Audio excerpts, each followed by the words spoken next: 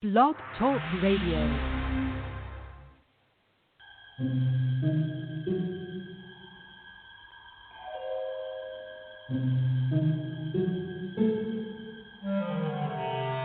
Archangels, ghosts, and Bigfoot, oh my.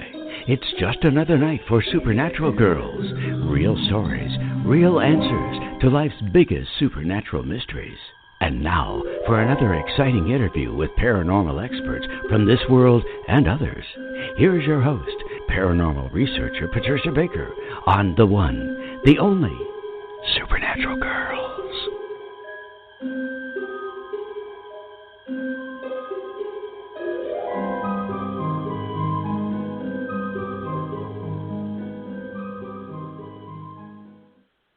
Welcome, everyone, to another exciting episode of Supernatural Girlz Radio. I'm your host, Patricia Baker, and I'm here with my co-host, PK, Patricia Kirkman. How are you tonight? Absolutely fabulous. Dripping with the heat, and it feels so good. I'm so tired of being cold, but they did it a little too quick. I think they didn't, a few baby steps and then jumping right into the kettle. I wish they'd just had a few more baby steps. Well, I know what you mean. I'm guessing that, we've had an extended cold period here in New England, and I was just saying the other day, I wouldn't be surprised if it just goes from cold to hot. It's just all these extremes lately. But I'm glad you're getting some nice warm weather. You deserve it. Oh, it's fabulous. It feels so good. I don't care how hot it is when you get in the car. It just feels good. I still haven't thawed out from the way it was so cool for so long. Oh, I'm a coward. I know what you mean. I like it warm. I'm still sitting here in a down vest, so that's just how it is here in the beautiful state of number 3 in coronavirus cases in Massachusetts. Jeez. Oh, yes. You've got your share of it now. That's for darn sure. Well, we have had a tremendous influx of cases, and it's really kind of scary.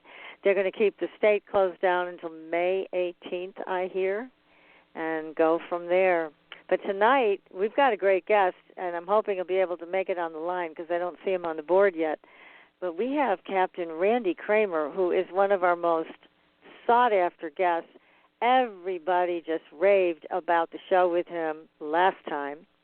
And as you know, he accurately predicted everything about this virus. He warned us. He warned our audience and said, this is going to be really serious, everybody. This is nothing to take lightly. And he gave us all the information we needed to really get prepared.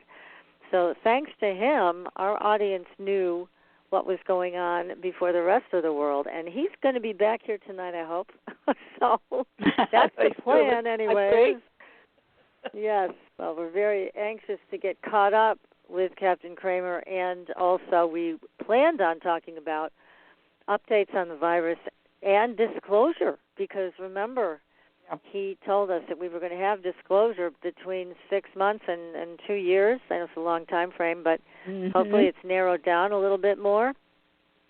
That would be nice. So we'd like to know about that, and also talking about the missing 411 cases.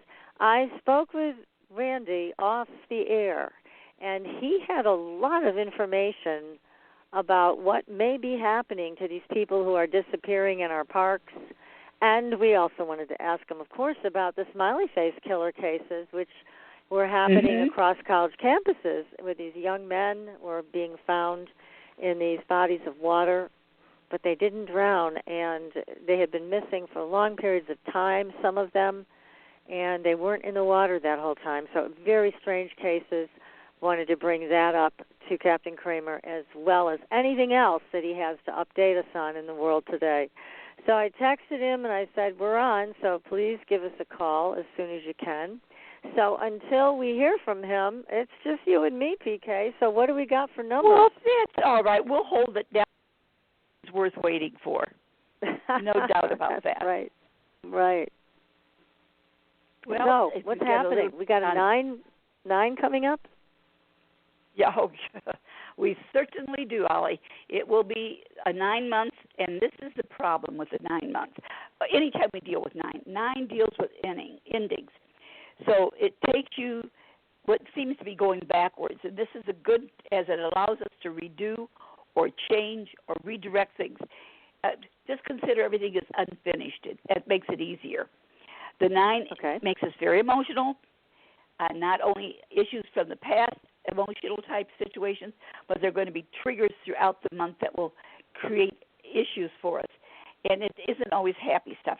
The 9, like I said, is completions. And if it hasn't been completed yet, it's going to be something that's dangling that it's not one of our favorite pinatas. Consequences of actions from the past, they're going to seem to pop up at this point in time and create some issues for you.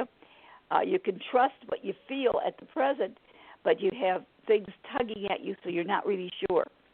You're also going to need to adjust what you need to let go of, and things that need to be redone. This is a perfect time to lay that out. Caring for others is an important role. So don't allow your negative ideas to cross over and create issues on the day-to-day stuff. Because you're going to find that caring for others, sharing and allowing the stranger of the corner, shall we say, to show that they have value and they have some worth. Because there are so many out right now that are going through such terrible, terrible hard times. And next month it's going to show even more than it does at present. So the 9 is about letting us become aware of others, how to realize, extend our need to take care of others, keep us bound in achieving happiness. If we are upbeat and upgoing, others will feel the same way as well. And that part's important for us. So memories are going to pop up this month that deal with the past. Fix them. Take care of them when you can. No man is an island. This has to be proven true throughout the past weeks, and it will be true as we go into the present. Repeating themselves. Let's kind of like not look at this as a time that we're having others that are stepping stones to be going forward and blending together to make this a stronger nation as well. Taking care and respecting each other. God, that's so important right now. And you're going to find that some situations will be concluded, bringing you some relief when the month is over. So don't assume the worst, except that your past is on the ground right now. You have to cover up, get rid of what doesn't work, make way for the other aspects of things. But your understanding of this will make this time an exhilarating and dynamic one, because it will help you let go of what doesn't work. Just a thought.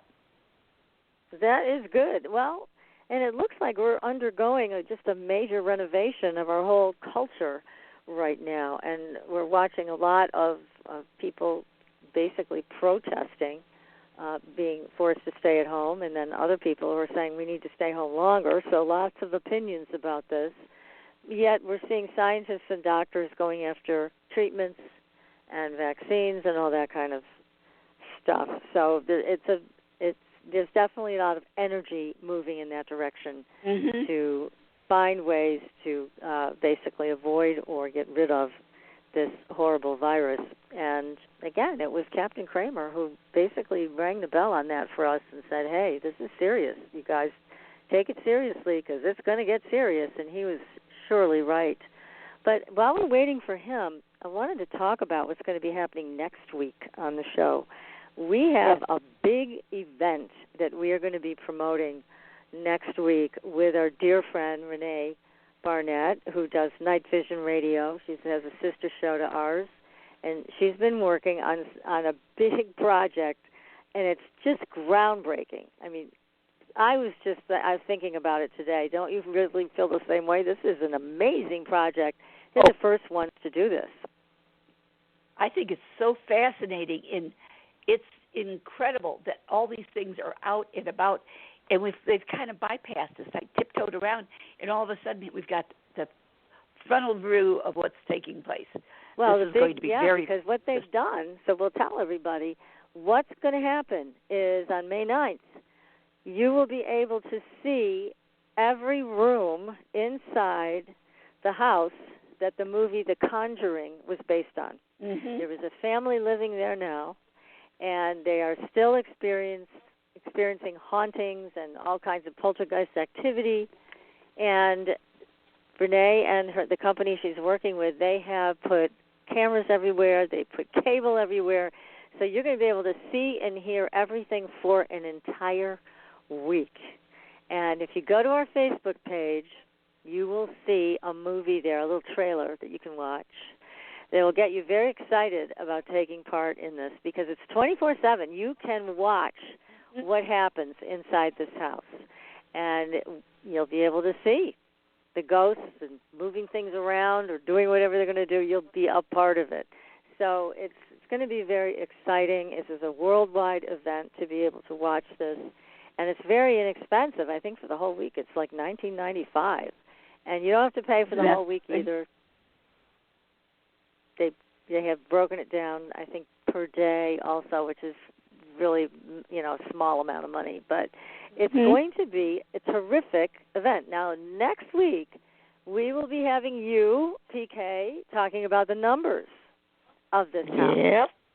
And it was quite a scary movie. I don't remember seeing the whole thing, but I do remember seeing the trailer. And this involved Ed and Lorraine Warren, who lived in Connecticut and did the research on this house. They went in as kind of Ghostbusters for this house. And it was quite a scary trailer, so I would imagine the things that took place there were big things. It was apparently called one of the most haunted houses or the most haunted house. So I'm very excited to have Renee come on and talk about this entire project. You're going to talk about the numbers of this house and what it all means. And we are also going to have Corby Mitleid on running tarot cards for this house. So we'll be able to find out more in depth about what's going on there. So, and George might join us too, I hear. So if George is able to come on, he'll be able to tune in and also share some of his psychic mediumship abilities and see if he can tune into whatever is living there now. But apparently they had quite a few entities, and I think Lorraine Warren, at least in the trailer that I saw, was alluding to the fact that one of them was really dangerous. So it'll be great to see this kind of thing. And it's brand spanking new. Nobody else has done this before, to my knowledge, where you could do this for an entire week, watch inside a haunted house. So it should be great fun. But next week we'll be introducing all of this to you. We may also be able to get a member of that family to come on. Now, this is the second family that's lived there since the movie was made. The original family sold it, moved on, and now there's a new family. But apparently all of the haunting and poltergeist activity never stopped. So this is going to be a great event. So are you excited about it? I think it's fascinating. And to think that we're going to be able to be a part of it as we're safely at a distance. Not that I'm a coward or anything, but I know, really. It's that's the best part.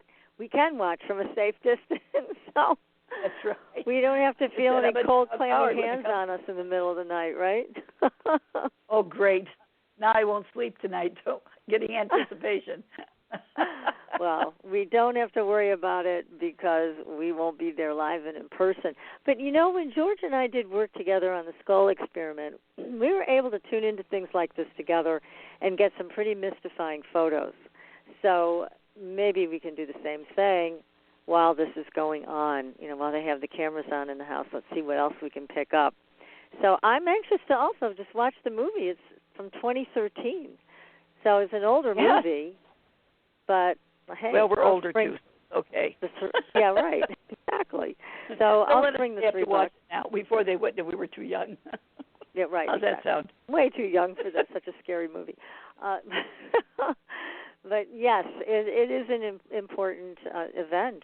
So I think this is a wave of things to come. This is going to be the first one. I think we'll see more of this in the future because people now like the interactive aspect of the Internet and all of what can be done, and you do feel like you're part of it. Plus, I believe they're also going to have chat available so people watching can talk to each other about what they're seeing and what they're thinking. So, again, totally in it. Renee will be on next week. She'll tell us all the details and all the history on the house because we're still waiting to get the history, right? That's for sure. I want to know who did what to who. Exactly.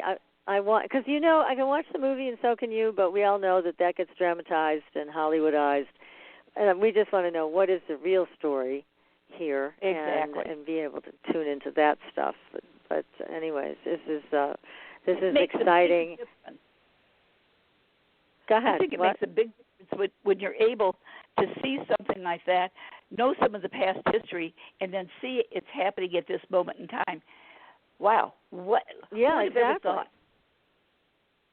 Now, we've had people on the show before that have been a part of, lived in haunted houses, like that guy that bought the house of the serial killer. Remember him? Right. That's right. But the thing is that very interesting shows. Yeah, but the thing that was so interesting about that family is they were all scientists, engineers. They were very level-headed, so none of this stuff spooked them. And I think as a result of that, they were able to keep it under control so it didn't spiral and get really, really terrifying. I know their tenant was more terrified than they were because he was the focus of a lot of the activity. But that was a very interesting show. Remember the way they handled it? They were very, very calm. Yeah, and George stepped right in and picked up on some of the things that were ongoing at that time, too, for us. Yes. Yeah, he tuned right into it and was able to add some insight to it, and I'm sure he'd be able to do the same for the house that The Conjuring was based on. But, again, I think so much does depend on the state of mind of the person that's there, and it can certainly get amped up with fear. Oh, my gosh, yes. Well, if you just think about it, when you get somebody scares you or you get a little thrown aside by being startled, how it affects you and how the momentum builds and such. And when we're talking about something like this that has taken over a family of the home, boy, does it leave footprints on you. Well, yes, I think so. I believe Renee shared with me that there is one daughter that will not return to the house. She absolutely refused, and I don't know why. Obviously something happened that just made her feel like she couldn't deal with it anymore. So she is not a part of this, but we'll find out. There's a lot of aspects to this, and certainly with Ed and Lorraine Warren involved, they were really good ghost hunters and demon hunters. So I'm interested to see if that entity that they were so afraid of was demonic or is just some nasty spirit. I think it probably was some demonic entity. That's my guess. What do you think? I have a funny feeling that we're going to get a surprise out of it. Don't ask me why. It's just a gut feel. I just feel that there's something under here that's going to be like the Jack in the Box. It's going to pop up when we least expect it. That's called anticipation. Sure. Well, I'm all for it. I think that would be fun. Well, I am. That would be fun. I want to know what's behind door number 2. Yeah, we don't want to be scared too badly, or surprised too badly, but that's all right. We will keep an extra pair of pants around if we need it, right? That's not a bad idea. So I don't know. I don't know if I'd want a camera in my room or in my house 24/7. I think that would be quite a lot to handle. But I guess these people were very open to it, so we get the benefit of that.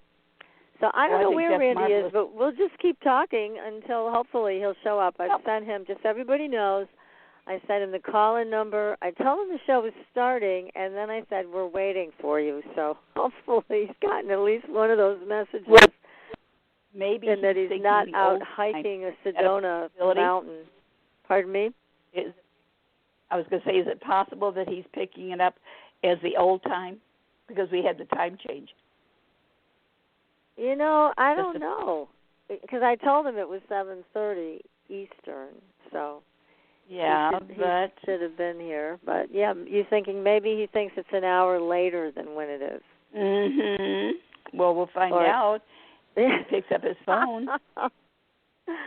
Right. Well, in the meantime, anybody who's listening, if you want to call in at 563-999-3539. And if you want PK to answer any of your questions about numerology and your name, here is your opportunity to get a free reading. So, again, that phone number is 563-999-3539. If you have any questions for either one of us, feel free to call in while we're waiting for the captain. And I do think the captain can tell time. So I'm hoping that he's just not stuck on I know he likes to hike. So he may have taken a hike up one of the Sedona Mountains and just lost track of time. In this heat, I hope not. I hope not. And you know, the cell service up on those mountains is a little sparse. But we will see, because I know we want to hear what he has to say about all this stuff. I know it. After all, he is a good doobie, and we want him to show us all that he knows. I know. Well, hang on. We got a question here from a caller, so let me bring this caller on the line. Sure. The wheel's spinning. Hi, you're live on the air. Who's this? Hi, ladies. It's Hugh. I wanted to take advantage of your... Hey, Hugh. How you doing? I'm doing very well. You? I was supposed to be dead in 2007, but I'm going strong and changing the world from my dining room table, and I enjoy your shows and all the different guests that you bring on, and I just thought I'd take advantage as long as you have the offer open for PK to do a numerology on me. Because what is it you'd like to know? Give me your month and day of birth. I don't need the year, just the month and day. September 22nd. Okay. You want a location, too? I have that. I have everything. Nope, I don't need a location. I know who you are. New York City, New York? Yeah, I don't need that. I'm looking at you and what's going on in your world right now. This been a year. I think you're spending more money on doing different things than you thought you would, and that right now you're laying things out. Are you taking a trip? I'm picking something up about a trip around you.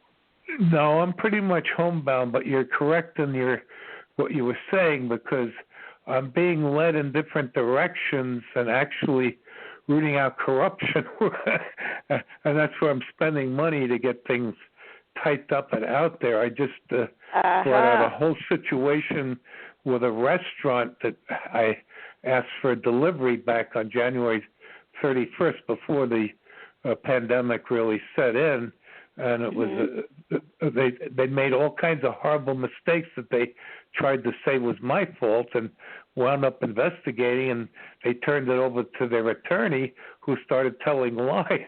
So I said, I'm not going to let that go by. So, yeah, I've got him on the hot seat. I'll tell you what, since you're in an 8-year, they better beware, because that puts you in charge.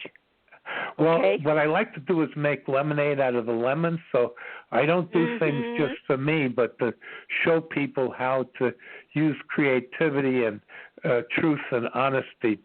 That's a better way to go than lying. Oh, definitely. And then you're in a month where you've got a lot to say. You get to say it, and you're very creative about what you're putting out there. You're going to be heard, and it will be up tops Beelzebub next month for them. Hang on there. You've got a good way to go that's going to be very positive on your side. Oh, I feel it, and that's why I laugh, because I don't have any fear, and I look at each day as a miracle, because I'm in the VA healthcare system of all places, too. And,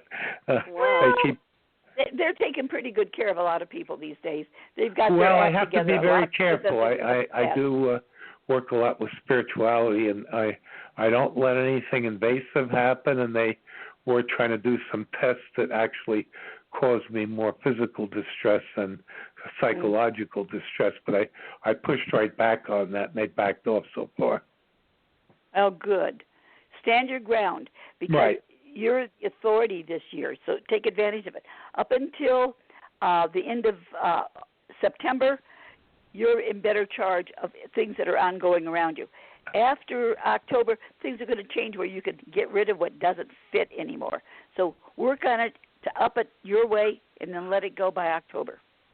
All right. I appreciate that. And I don't know if both of you ever looked over that big website, because I have a lot of documentable things on there. I heard you talking about Lorraine Warren as a show, an archive blog talk show, where I actually spoke with Alexandria Holzer, the daughter of Hans Holzer, the father of the paranormal. Oh, yeah. Yeah. Well, you're very into so much, Hugh, that it's always interesting to have a chance to chat with you. Well, we all have creativity, but people are being manipulated and controlled. They don't look at, I worked 100-hour weeks too, but I tested my entrepreneurial wings functioning as an independent international marketing consultant back in the early 80s. And people who didn't know my background, actually I had the wonderful mentor who has a letter of reference on the internet on the big website, and he was like king of franchising, and at the time I was coming into contact with him was helping Tom Monahan out of a difficult time. Tom Monahan, the founder of Domino's Pizza, but he truly loved what I had, what I was doing in my mind, and tried to start an organization, but unfortunately he took ill and passed. So I have these people that come in and out of my life, but it's amazing. I have a divine gift of what I term creative utilization of information. And that's what really needs to be sorted out during this pandemic, is for people to take personal responsibility and tap into their creativity and spirituality and be a blessing to others. And that actually, through the law of attraction, will be a blessing back to you. So what I'm looking to do is I also root out corruption and empower women and indigenous people in the process, is to show people how to create circles of love where everybody benefits, not the greed that we have. Oh, I like that idea. Circles of love is perfect. Right. So anything else, PK, that you can share with Hugh? I was anything else about his numbers? Well, that's what I was taking a look at, some of the things that we were talking about for him. I wanted to know where he was located at this point in time. Well, that all ties into my truth. That's an interesting question, because I never even, if somebody said what I'd be doing a few years ago, I'd think they were absolutely just getting him out of the insane asylum. But I am self-proclaimed to you the heartbeat of America, currently residing in Ashland, Virginia, which is about 20 miles north of the capital, Richmond. Ashland bills itself the center of the universe. Ashland sits in Hanover County, where Patrick Henry grew up, who said, "Give me liberty or give me death," as a Vietnam-era veteran. I feel the same way all these years later. So I'm looking to get the country back on track, not to be the greatest thing in the world, but to show how we can unite despite our differences and bring forth new paradigms based on spirituality and unconditional agape love that will mirror out freedom, liberty, and justice to the whole world, so people don't keep having to come here for their salvation. They can see how we can peacefully come together and do that in their own countries. I think it's important that we accept others' differences as they are, but not make it a difference where we are anti each other. We've got to stop that. Give the respect, exactly. Just coming into the communities with respect and listening to each other, and then forming solutions that will benefit everyone in the community, and then even bringing that out further. I have ways that haven't even been thought about yet of, like, franchising information globally. And then, two, how about a worldwide business Olympics? Right now, they can't even have the Olympic Games, all these athletes and stuff. But how about people that are handicapped, that every country in the world can bring forth their best company transparently, what I like to call a BLT, blogs, links, and transformations, to show how that company in the country is being good to their employees, their customers, the environment, and giving back to the community in ethical, legal, moral ways. That's where we really have to shift. You're saying we have to be a big one, a big shift. Cut back on the greed and let's start looking at the need. Make it even better. I just want to touch on it since he hasn't called in yet, too, and it ties in with what you just said. I recently saw a PBS special called Frontline. They did a whole 2-hour special on Jeff Bezos, the richest man in the world. He's worth $130 billion, and I was looking for his end game, but these billionaires, they get in that old boys club, and it's just total greed. I guess they feel the one that has the most, but they don't. But I saw recently in the news where Jeff Bezos was asking for people to donate to a fund that he was creating for employees that might come down with a COVID-19 virus. Now, that's insane. The guy's $130 billion. That's pocket change for him. And even in watching the Frontline presentation, it was very interesting to me because all these order pickers, they have time and motion people studying them, and they automate as quick as they can. And when they employee can't outdo the automation, they're gone. And already, I don't know if you're aware, Walmart has a fully automated store, no cashiers. So not all of them. But they're just bringing that online now, and that can carry over into everything. Like fast food and everything is getting more and more automated, and with artificial intelligence and robotics. So this is where people really have to look at tapping into that spirituality and creativity, and making sure they're not prostituting themselves to a company just for a few bucks. Yes. Well, you know, exactly. the hard part is... Let me just change the subject. I'm going to thank you, Hugh, for your comments, but I wanted to get back to the missing 411 cases, and so I'm going to put you back on your other line here. And thank you again for your question, and PK, thank you for the numerology that you did for Hugh. And anybody else who Hugh. wants their name done, please call in at 563-999-3539 while we're waiting for our guests. And I wanted to mention also, let's go back to these missing people, because we did have the detectives from the Smiley Face Killers on the show. That was a fascinating show with the two gentlemen that were on, and they extremely talked knowledgeable about everything. Yeah, well, they were very knowledgeable about the fact that these cases weren't being dealt with properly. But the other side of this are the people that go missing in the national parks. That's a whole different thing.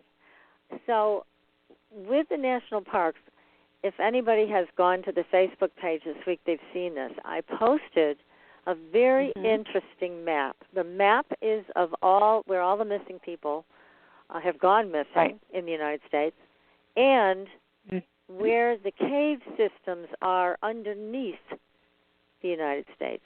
And guess what? They match.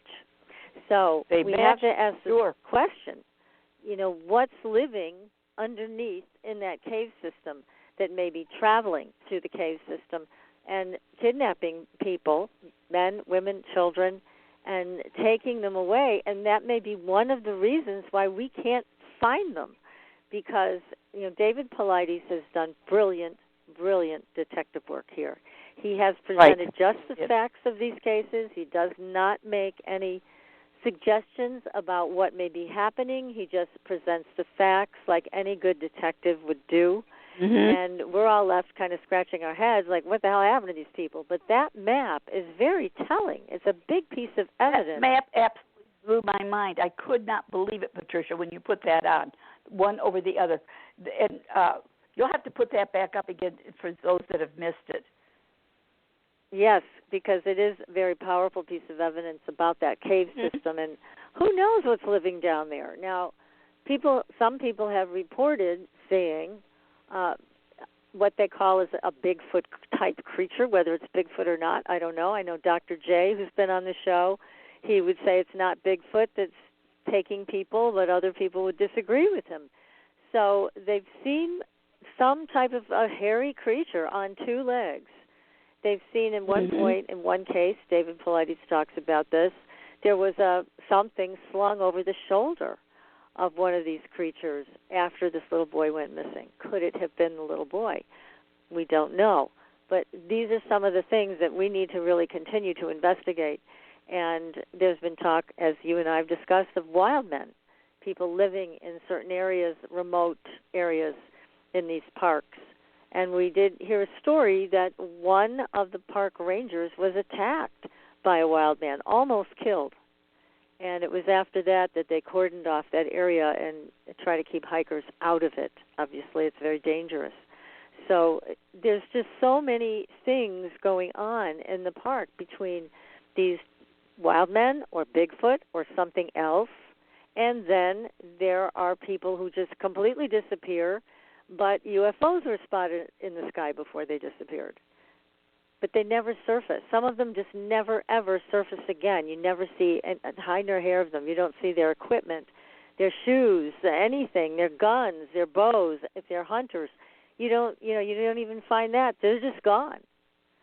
So who's taking them and why? This is, I think, a fascinating mystery and group of mysteries, and I just so admire David Paulides' work. And if you haven't read his books, I highly recommend you read them because they're full of really good information. It'll get you thinking. The books also, everybody, they're not available on Amazon. They're only available through David's website, which I believe is Can-Am Project or canam.com. You can find it on the Internet and buy the books directly from David. He also has 2 movies out, and they're also very much worth watching. I just saw The Hunted not too long ago. It was excellent. Have you seen that one, PK, The Hunted? No, I haven't. I have been looking to check that one out. There's another one that he's had out that I was wanted to look at as well. I get sidetracked so easy. My brain is it's in warp speed or warped. I'm not sure which. Well, put that on your list. The Hunted. It's an excellent movie, and it really is. It makes you think about what in the world's going on in these parks and why these people are disappearing without a trace. Because they will bring tracking dogs in, and these dogs love to track. They live to track. That's what they want to do. And yet they can't pick up a scent of these missing people, or they'll go to a spot and lie down, or they'll walk in circles. This is not typical behavior of a tracking dog. No, so and I think the fact. Go ahead. I'm sorry. No, go ahead. Go ahead. I was going to say, I think the part that is very nerve-wracking for those that are out trying to find them is that there aren't enough pieces to the puzzle to get them on a direct route.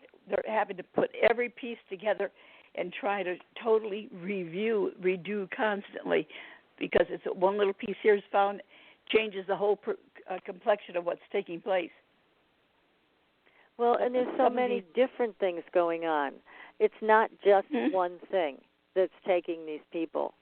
It's a group of things that are happening. And then there's the smiley face situation, which you and I discussed. We don't think the smiley faces are, in fact, related actually to what's going on. But that's a whole other thing.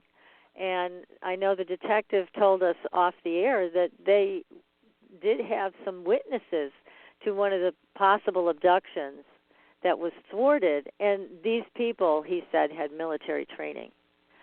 So what's going on there? You know, is this our military? Is this a dark ops operation?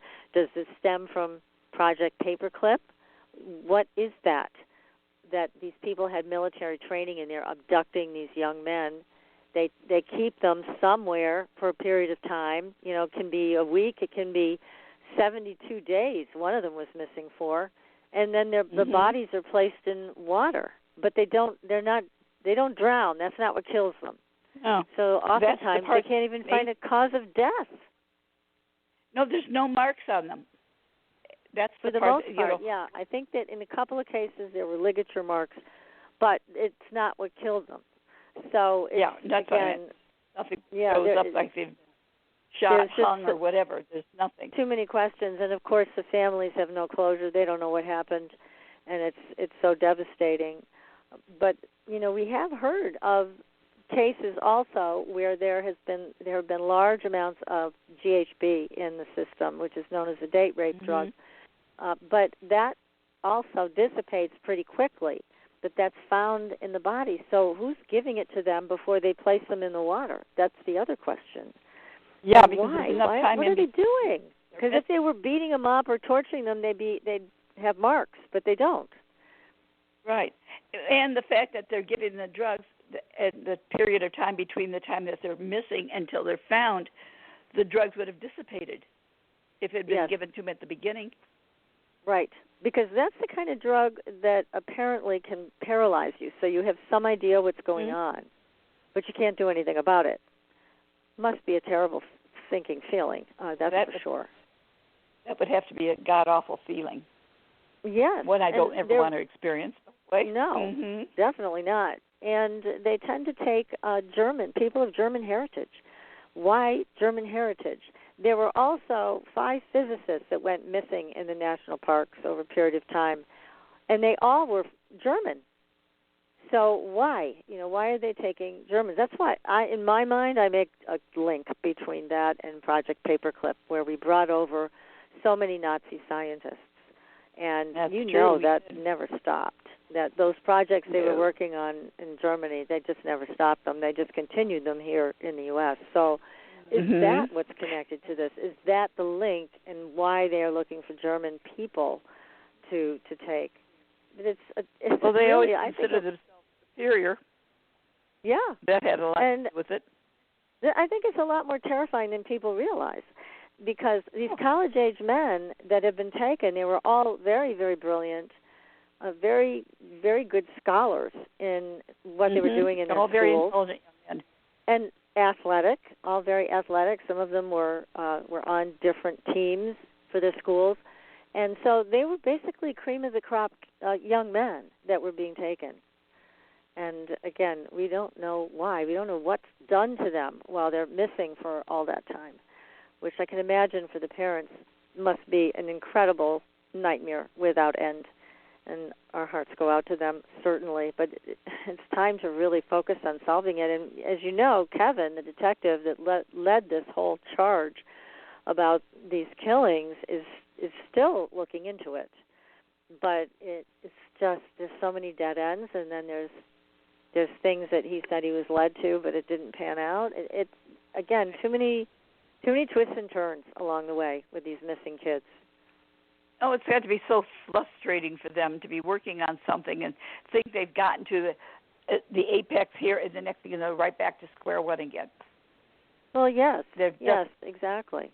Now, I do recall they did share with us an interesting story about the girlfriend of one of these men, these young college men, got a phone call from her boyfriend, and he said to pick him up. So she waited for him outside the hotel where he was drinking with his friends. But what happened was he came out of the hotel. She was parked on the street. There was a black SUV parked on the wrong side of the street where she was. So she was watching that. So her boyfriend comes out, and he starts walking towards the black SUV and right past her. And so she's screaming his name to come back to her car. And he was totally disoriented. Remember that story? It was really, really awful, but had kind of a happy ending for a little while.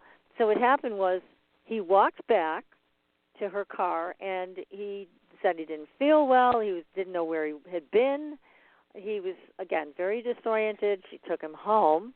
Then she said later she wished she had taken him to the hospital, but she took him home.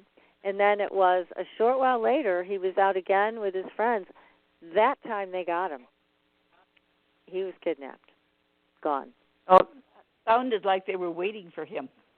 They absolutely were. And apparently, you have to wonder, it's like, was there mind control involved? What was going on? What made him want to walk to that black SUV? Something what made them calling want him to that. What made them want him? This is the second time around. Why did they? What was it that he knew or could do that made him a key part of their program? That's what everybody wants to know. And they're all young, athletic, good shape, good physical shape, very intelligent, doing well in school. All of them had those characteristics. So, why are they taking them and then killing them? And we don't even know how they're killing them. No, it doesn't even make good sense. But, of course, there's a lot of things out there that's for sure. No. Now, amazing. There are also, let's go back to the national parks. So some of the things that go on there are extremely bizarre in the way that they, especially with missing kids, because often with missing kids they will find remains. Not anywhere near where the child went missing. So something had to take that child miles away from where that child was originally. But they've been talking about what they found, like a skull cap with deep scratches in it. What could do that? And just things like that, like certain little bones that they find, but not the rest of the bones. Mm-hmm. It's not a predator. They said that they've talked to mountain lion experts, bear experts, and it's definitely not that.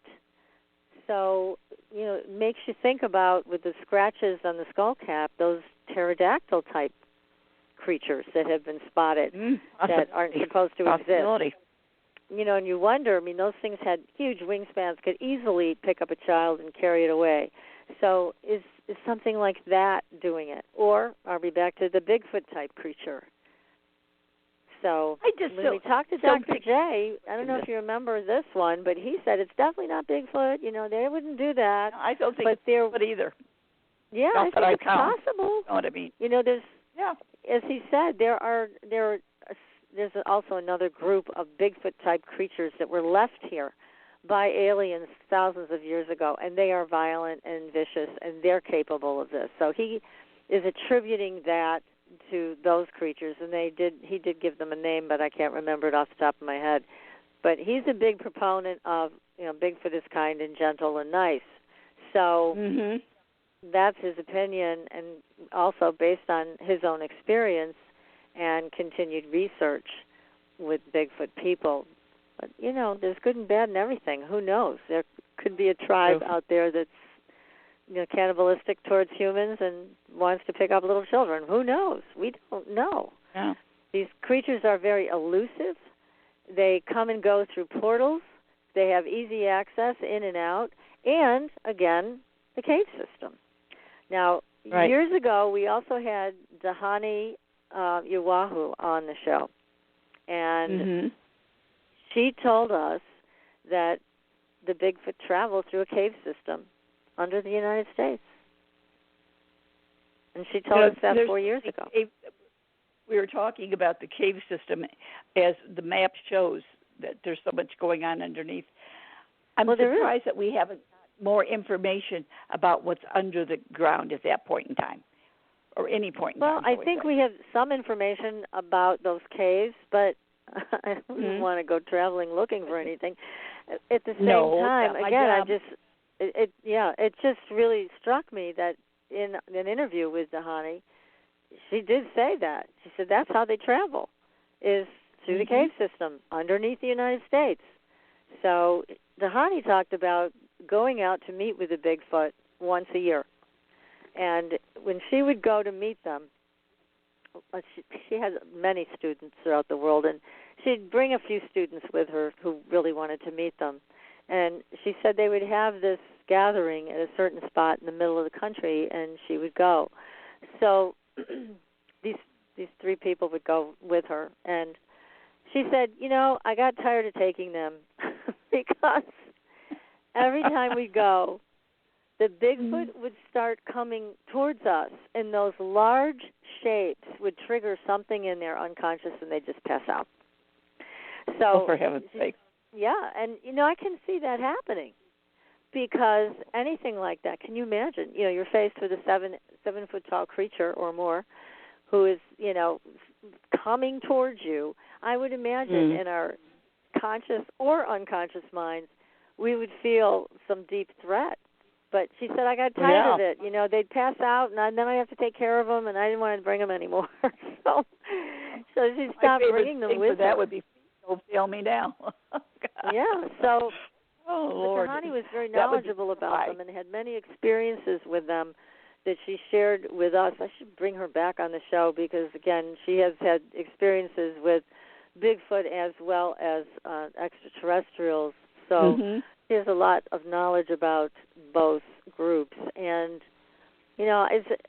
again, we've heard from people that have dealt with fairies, good and bad with the fairies, good and bad with everything. Right. So we can't just say, as Dr. J wants us to think about this, that all Bigfoot are good. That's the way he thinks about it based on his experience. That I have no idea. I've had no personal experience with Bigfoot. I was going to say, I really wouldn't argue that one. But that there again, it'd be a question of feet don't fail me now because I'm not going to stand around and wait to Bigfoot to see whether it works or not. Hopefully you wouldn't pass out like Dahani's students did. So no, it's just just be like lying a there. Probably freeze face. So yeah, there's just again too many questions, not enough answers with all of these things. True. And as David Paulides has wisely said, don't go hiking alone. Number one, tell people where you're going, when you expect to come out, and make sure you give that information to somebody you trust, so that if you don't show up, they will call in search and rescue. Yep. You don't want to give that information to some loser who forgets that you're out there somewhere lost or kidnapped or whatever. You want to give it to a friend that forgot I was there. Yeah. Mm-hmm. Yeah, you want to give it to somebody who's responsible and is watching the time and knows if you're not back by a certain time to do something about it. You also want to take a personal locator with you and a firearm if you are trained in firearms. That's always a wise thing to do. And as David has shared over and over again, nobody has ever gone missing that's had a firearm and a locator. So those are some thoughts and from David don't Paulides, always and work I think when they're you're good. out like that, unfortunately.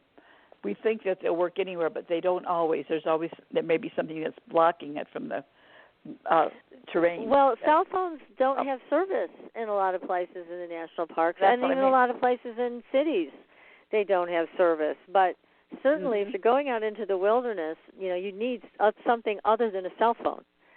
So, definitely. And also, people have talked about their cell phone batteries when they encounter something supernatural get drained.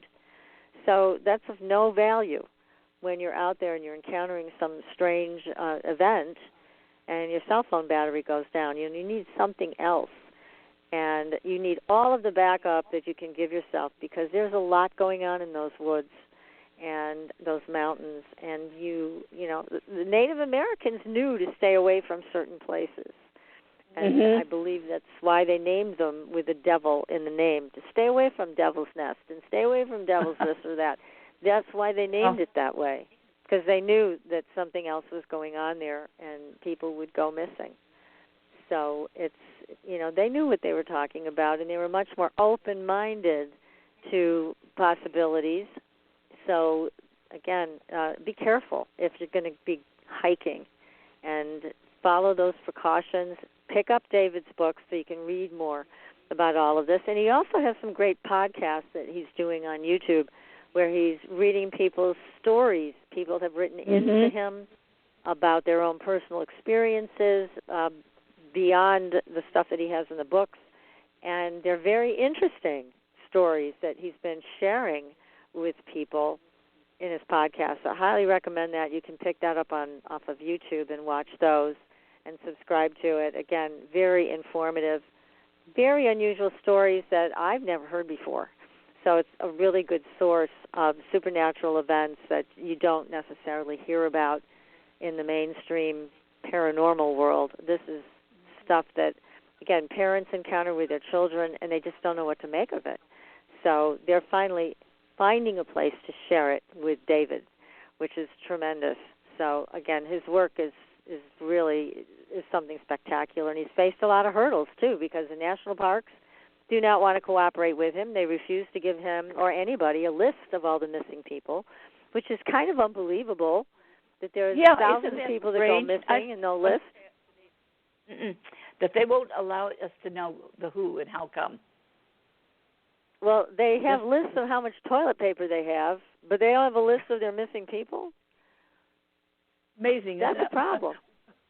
Yeah, that is a problem. We don't pay attention to certain things, and other things we spend too much time paying attention to.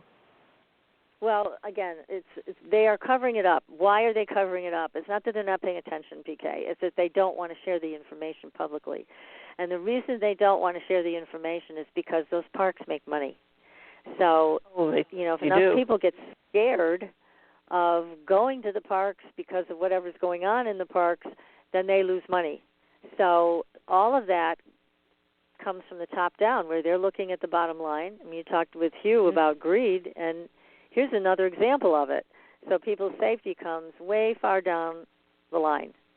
And meanwhile, David tries to get these cases. They refuse to give him the files on the cases, and they refuse to provide a list. And that should be, I think that should be brought up to our congressmen and other people that can change the law on that and force them to give that information.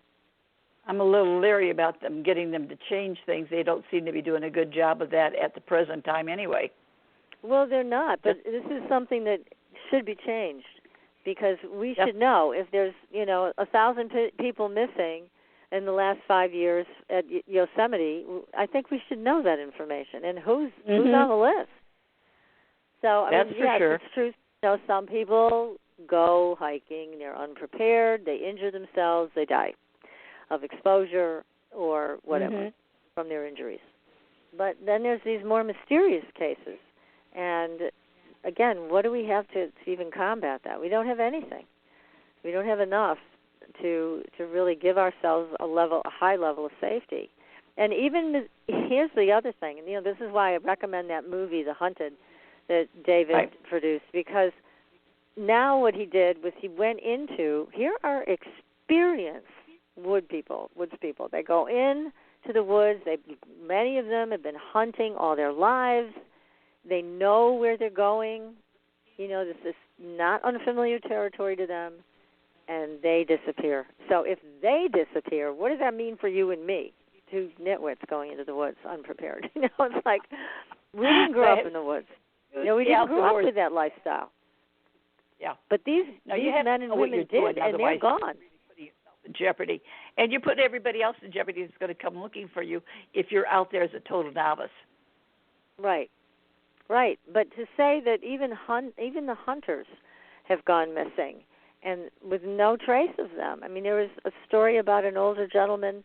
He had only one eye, so, he wanted to go and with his family hunting, and they sat him down in a chair, and they didn't go far away, and they were going to, I guess, handle, I don't know what they were doing is, I guess, driving the deer in a certain direction. But they went back to get him, and he was gone.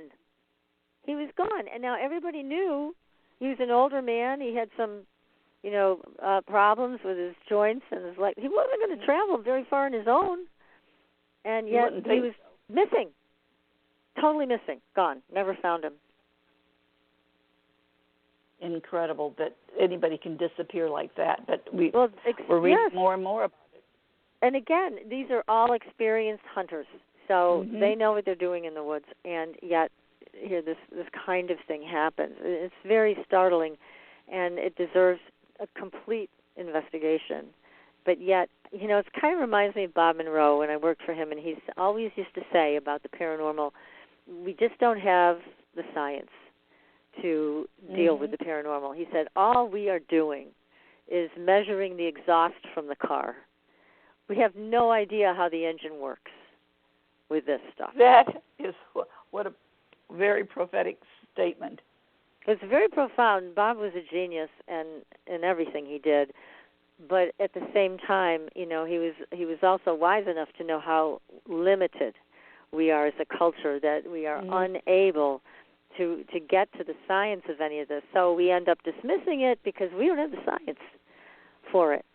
Now, there was a story about a hunter that David reported, and this is a woman hunter whose husband was a scientist, and I forget the exact name, but he was a scientist in opticals, so he could, examine photographs and type they were photoshopped and how they were made. I mean, he is still alive, and he's an incredible genius at what he does in photoanalysis, and there's a special name for it that escapes me. But anyways, that was his wife, the hunter, that went out hunting one evening. She was sitting up in her tree stand, and she said, all of a sudden, everything got quiet. Now, that's a big sign something's about to happen that is not natural to us.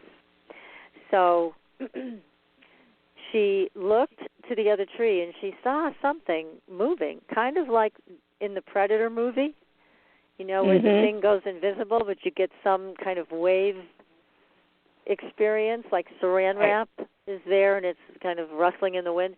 Anyways, she had her cell phone. She didn't even know she had taken a picture, but she was scared to death.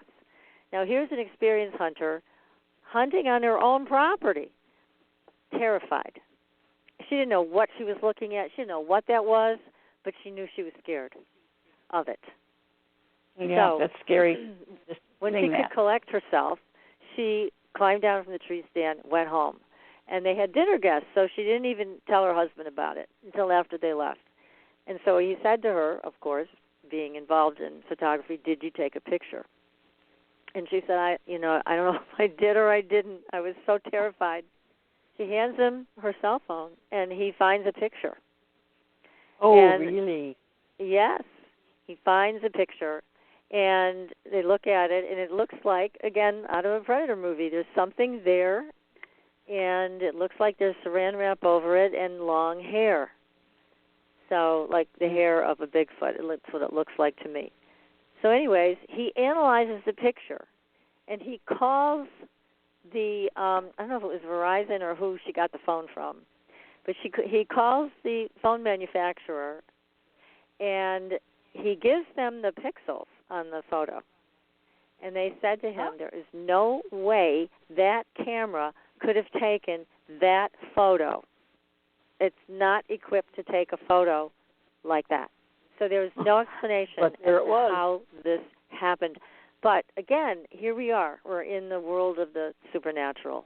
There's no science to show us how this kind of thing happened. Now, strangely enough, they had a nephew who was a few miles away at band practice outside. While they were at band practice, they look up in the sky at the same time that she was in the woods, scared to death. Everything went quiet where she was. They look up in the sky, and they see UFOs in the sky. So the nephew calls and says, hey, this is what happened. We were out, doing our band practice, and there were UFOs overhead. And it was this particular time, I don't know, it was 6:30 or whatever, same time that she was out on her deer stand. So a couple of things that are supportive that there was something very unusual going on that night. And again, an experienced hunter, just scared to death, not knowing what she was looking at, but knowing that whatever it was, she was terrified of it. Isn't that incredible that things like that can take place? Amazing. Yes. And strangely enough, thank goodness her husband was an expert and is an expert at this type of analysis. So, again, we are far behind in understanding the supernatural and the paranormal from a scientific perspective. And that's to our detriment, especially in situations like this. So, when people take the supernatural and put it down, dismiss it, make fun of it, whatever, they're really doing something quite stupid because it's all around us. Things are happening like this all around us. It's time we paid attention and really got down to brass tacks as to what it is and finding a way to have science support the whole event and see what really is happening. How did the camera take that photograph? It's not set up to do a photograph like that. It's supposed to be impossible, but it happened. So we need to understand how it happened. Now, where do we turn that information? That's the key. Well, it's turning to people who are smart enough who have the science to try to tweak it in a certain way so that we can use it. We can use it to figure all these things out. I mean, certainly this is just an example of one thing that's going on. But we've certainly seen through the years so much with ghosts, so much with other types of cryptids. We got to have Ken Gerhardt back on the show because he has a new book out about creatures. And, all of these things, people have spotted them. Mothman. Mothman's one of my favorite creatures. I love Mothman. You're fascinated by him. I do. I would love to meet Mothman. I think Mothman is incredibly cool. So, but there's been so many people who spotted Mothman, so many people that had encounters with Mothman, and yet there are people who will dismiss it and just go, no, this stuff doesn't exist. They couldn't be more wrong. Of course it exists. How did these people see this? They weren't having a mass hallucination. It was happening at all different times throughout a period of a month or 2 or 3. So, there's more going on there. It's amazing how many things are made known to us, and then because we question it, next thing you know, it's gone on to another step, and we've never gotten the answers that we really needed or could use to go forward. But that's it. So we stay kind of stuck in the mud. But some of these things that are out there are predators. Doesn't it make sense? You'd want to know something about them? I would. Well, I think I would like to also, I just wouldn't want to consider them all a bad date, It could be a really bad date. I tell you. Whew, I'd get your attention. A horrible date. A date you'd never forget. Oh, gosh, for sure. Goodness gracious. Patricia, we're talking about this.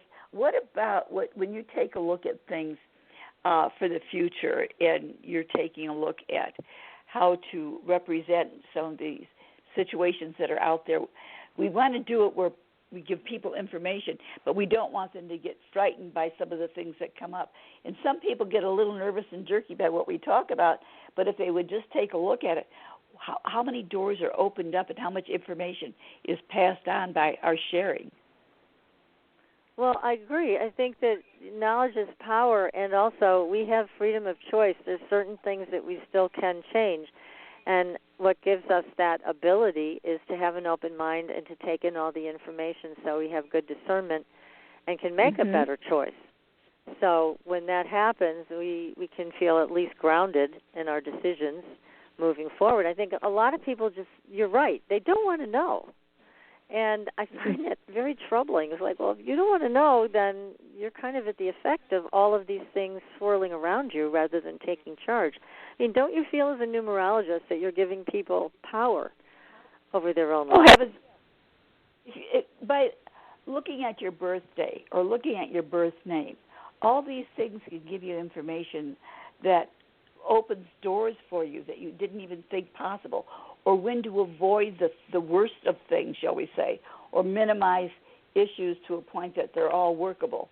Because given our personal birthday itself, set with the universe, gives us information every day, every month, every year, that we could not only look at what's happening now, but we can take a look at what's happening in the future, because everything we do wraps around the name at birth and the date of birth, because every letter of our name lasts for a period of time, and during that period of time, it will show you what you can work with, what's advantageous for you, or when to pull back and not try to push. There's nothing possible if you're pushing at a pull time or just the other way around. Take advantage of the knowledge that you have, and look what you do with the things that you do for others, Patricia. Yeah, I mean, it's interesting with, the power of prophetic dreaming, of the power to ask a question before you go to sleep at night and wake up with an answer. To me, that's total empowerment. I mean, how easy is that? You get the answer in your sleep? I mean, that's fabulous. It's easy. But a lot of people look at that and they think it's too much work. So, no, I don't want to, I just want to go to sleep. It's like, well, you will anyways, but why not wake up with something eventually. useful? Yeah. It's better to wake up with an answer. Just wake up with an answer. Why not? And I've worked with so many people through the years that started out, they couldn't even remember their dreams at first. And then over in a month or so, they would become very proficient at dreaming and remembering their dreams. And by the time I was done working with them, they were all having prophetic dreams. I mean, it's kind of a natural flow if you pay attention to your dreams, that you will eventually walk into that space where you are having a prophetic dream.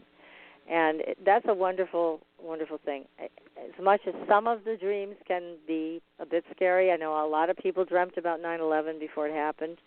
A lot of people dreamt about that tidal wave that took place before it happened. So, and we know Betsy Foss and Lewis, and she also has a lot of information about the future come to her in her dreams. So I'd rather know than not know, and I think your work and my work, and it does help people to gather as much information as possible and walk out into the world fully forewarned. Forewarned is forearmed. why not have that information? Why not invest a little bit into your own self, your own consciousness, so that you can get a real look at what's happening, and also not be misled. Not be misled by mainstream media. One of my girlfriends called me today before the show, and she said, I just don't know who to believe about the virus. Is it dangerous? Is it not? Did you do this? Did you do that? So people are just running around like chickens without heads about this, because they're getting so much mixed information, and they don't know how to evaluate it. So it is important to be knowledgeable with who you are, what your path is, and what your choices are going to be about it. I think, again, what you offer, what I offer, it's very helpful, very valuable to people to keep them safe and to have a fulfilling life, especially in times like this. Oh, for sure. I never thought we'd see this. It's like a movie come to life. Never thought we'd see this day. Yeah. No, this is totally unacceptable as far as I'm concerned. I have to have a chat with God again. We've got to make some changes here. We have to get smarter and work harder at opening doors, because He gives us all the tools. All we have to do is learn to use them. Well, I know what you mean. We do need a definite chat about this. I will share with you another piece of information that came to me about the virus, and this is from a friend of mine in Texas who knows people at the CDC. And he shared with me that he has a friend that works at the CDC who doesn't get scared of anything. But he said to my friend, I'm scared for the first time ever. I'm really scared because the CDC has identified 3 vectors of this virus. 2 that will make you really sick, no question. But 1 is a bioweapon that is designed to kill you. So I think that's part of the reason, I would guess, based on this information, if this is real, that is one of the reasons why they're being so cautious, because they don't know a lot about this 3rd vector yet, but they accept that it is meant to be deadly. And I think, according to what this gentleman told me, this is why we're seeing people who are young and healthy being struck down in a matter of days, because that's the vector they were exposed to. So if that's true, you can really understand the caution that is being expressed about reopening our businesses and everything else. And I understand people don't want to be locked in their houses. I get it, but at the same time, but you're alive. Doesn't that worth something? Right. And the thing is, then put things in place, whatever it is, whether it's masks or gloves or both or certain, distancing procedures or whatever. There needs to be a protocol that we can at least all use together, rather than some people wearing masks, which I've seen, and then there are some not. So there needs to be some uniformity, I think, with all of it. Now, I think some people get very scared that they're almost like a deer in headlights. Then there's the hard charger. Nobody's going to tell them what to do. And then there's a guy in the middle that's trying to make peace with what's taking place so that we could all be safe and sound. It's like watching this ball bounce. You don't know which direction to go, because some people are, like I said, like the deer in headlights. They don't know which thing to do first. Well, they don't. And this is why you need to know who you are as a person. You need to know as much about yourself as possible so you know what to do. That a lot would be of this perfect. does come from within, and too many of us are focused outward rather than inward. And so, part of the time of being in your own home and not running around in the world doing your shopping and all these other things is that you get to take some of that time, hopefully, for reflection, meditation, and going within rather than crabbing about it. So I don't know how many people are crabbing and how many people are benefiting. What do you think? Oh, I'd go more for crabbing than I would for the other side. Well, what's happening in Tucson? Pardon me? What's happening in Tucson? What are you seeing there? Well, actually, it's pretty calm, which is nice. I don't see anybody panicking and getting uptight about it. In fact, for the most part, people are resigned to the fact that they need to stay away, they need to wear masks. But now that we're getting close to the 1st of May, I see that they're slacking off. I've noticed more people in the store not having a mask on, where before you saw more of it. If people just stop to think, that mask may save their lives as well as somebody else's. They think they're doing it on behalf of others, but they're doing it for themselves as well. Well, it has to, I would think so. Absolutely. And plus, there's so many people that may be carriers of this that don't know it. And that's the point. And they sneeze, at least it stays with them. They're already accustomed to it, instead of going off to somebody else that happens to be walking by. I was at a store one day, and this couple and their youngster, who was probably about 8 or 9, the little girl is coughing and sneezing. The father's got a runny nose, and he's using his sleeve to wipe it. And the mother is hacking like she's, I thought, oh, dear God in heaven. And they're going from aisle to aisle. And as they sneeze, they don't realize it isn't just where they are. It spreads. And it so spreads the a lot. cashier looked, she said, oh, my God. And I said, they've just been going through there. And she said, I'm wiping down my whole area here because they had been in her area dropping their stuff off. And I don't blame her for cleaning. She held everything up while she cleaned her area. Yet we have to take precautions. I know it's time-consuming, but it's a life-saving attempt that we're making. Yes. We just don't know what the end result is right now. And until we really do, we do have to pay attention to how we handle things. Washing our hands, that's extremely important, but I think covering our noses and mouths is equally as important, because the hands save us. The mask and such saves others. I think that's really, people that don't do anything to protect others, that's very selfish. That's very selfish. Yes. Just my thought. Yeah, I think it is. And again, it's this is a worldwide pandemic. It is not just, neighborhood. This is a big deal, as Randy did explain to us before all this started. So it is something to keep in mind, that we have to find a way that's going to work, that we can hopefully keep the economy moving forward and go back to work without threatening our lives and the lives of our friends and family. All of that has to be in balance, and that's quite a balance to try to find at this point. Well, and I think one of the things that's so very, very important, we don't need to hoard anything. If we buy what we really need, there'll be enough for everyone. The fact that we've been out of toilet paper or Lysol, those are the things that are necessities at this day and age, that they're unavailable because somebody's sitting there with a garage full, or someone else, why? Take what you need. You don't need more. And somebody else could certainly use it and make their life a lot easier. Well, yeah, I do think but it is also at the same time something you need to plan for. The supply chain is breaking down. I've been talking to people in this area.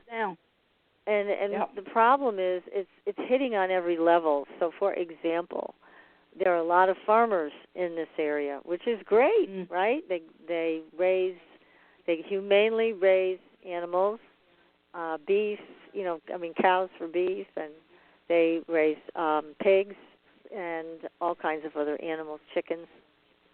But what happened is the slaughterhouses got totally backed up. So now the farmers are having animals that they can't bring to the slaughterhouse, which means that's not going to make its way onto anybody's table.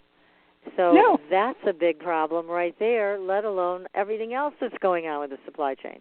So we do need to know to plan ahead, because there may come a time when you go to the store and there is no meat and there is no chicken. I've already been to the store like 4 weeks ago. There was no chicken. It was gone. They're already making changes. But if we are proactive instead of having to be reactive to everything, and we're taking a look at some of the things that people are doing that are unnecessary, if we're just taking care of what we need. I feel sorry for the farmer that's had to turn his milk the faucets on and let the milk go to waste because they're unable. it just breaks your heart because there's so many people that desperately need the food and need the milk. And we can't get it to I don't know what the solution is, but it's scary because people aren't thinking in balance. They're thinking out of control. I'm not saying everybody, but enough of them do it that throw everything out of balance. Well, and I have to say it's a bit confronting to go to the Costco website and see that you can't buy paper towel because they're out of stock, and you can't buy toilet paper because they're out of stock. And you go down the list, you can't buy Ziploc bags because they're out of stock. There is something that kind of strikes terror into your heart when you go to hit the buy button and you cannot buy it. That is not something we're used to in this country. No, we've been very fortunate and also very spoiled.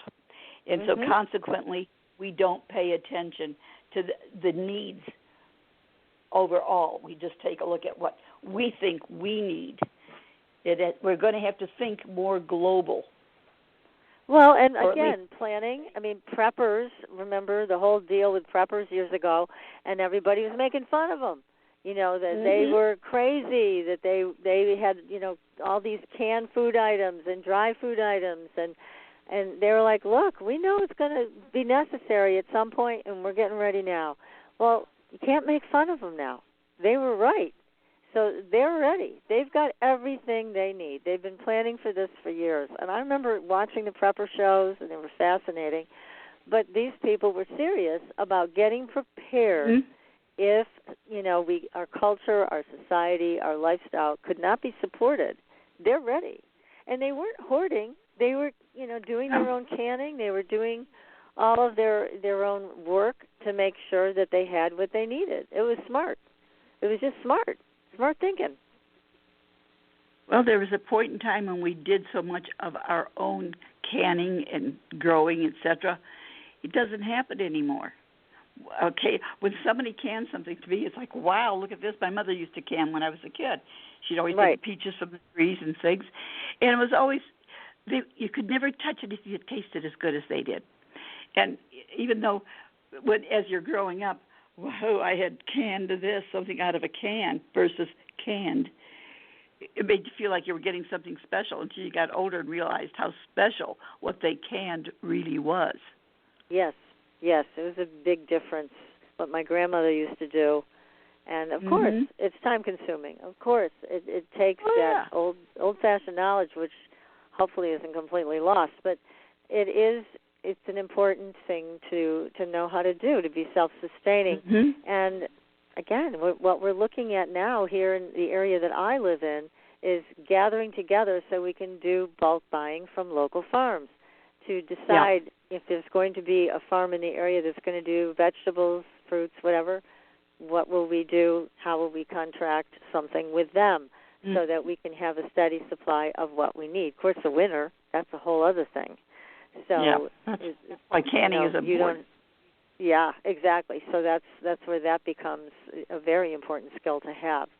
And, again, all of this is making us look a little more locally than globally so that we can sustain ourselves that way. And probably the same is true for you there, that people are noticing. You know, they go to the stores and some of the shelves are bare. You know, it's like, no, the tomato sauce is gone and all these other items are not there anymore. Nope, nothing is the same. It's time that we have to reinvent how we do things to make them better, not worse. Yes, but then what's the plan for that? And I think some of it has to be being able to sustain your area, yourself, your family locally. Because as the supply chain breaks down, then shipping becomes a problem. Then receiving goods becomes a problem.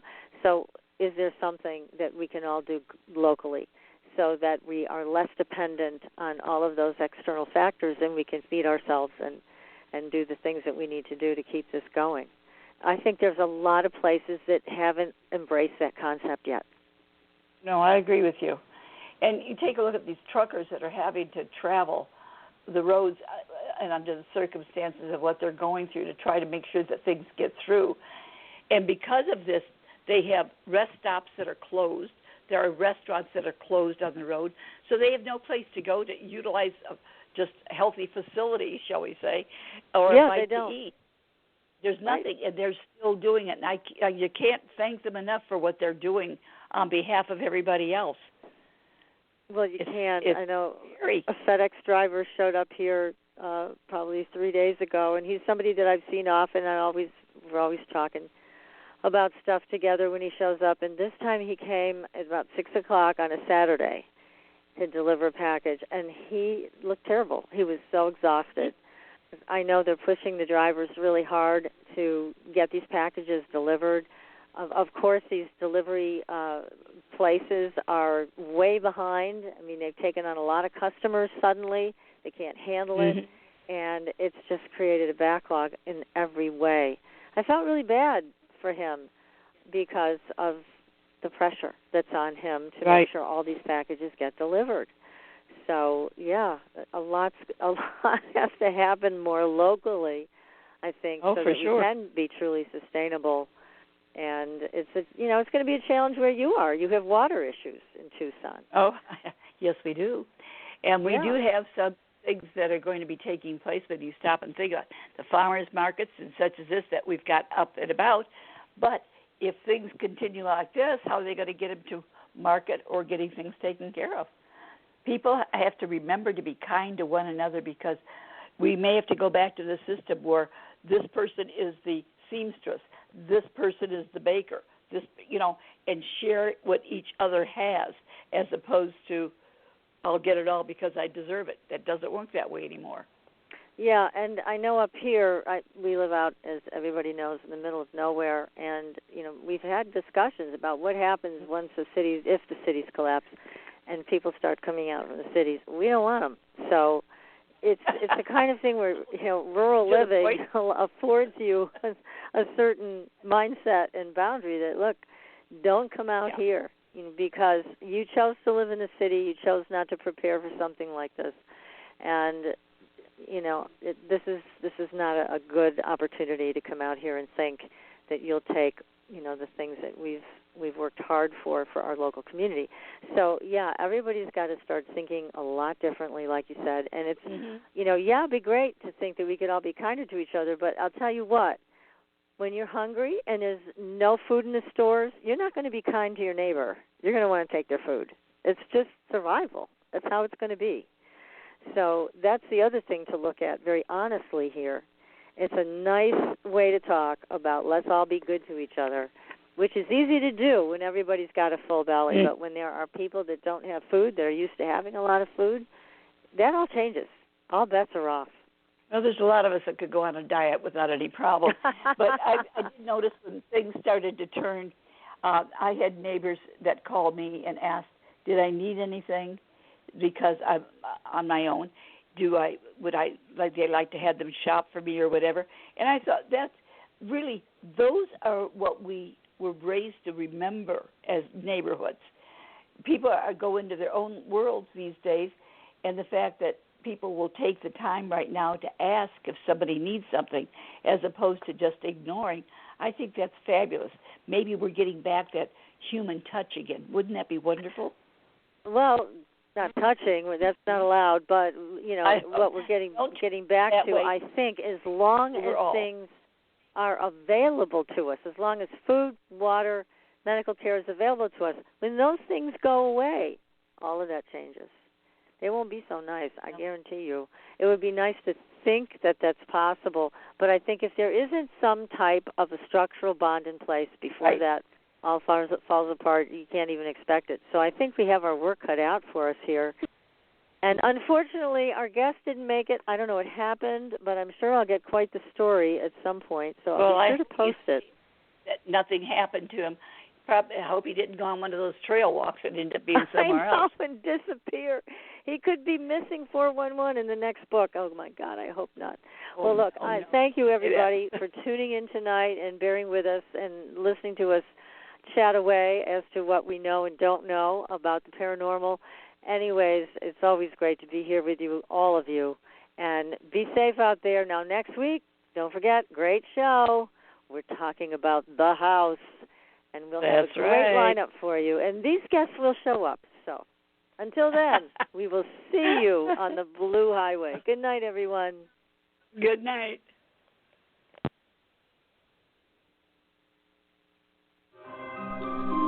Thanks for listening. Tune in next week for another radio adventure with Supernatural Girlz.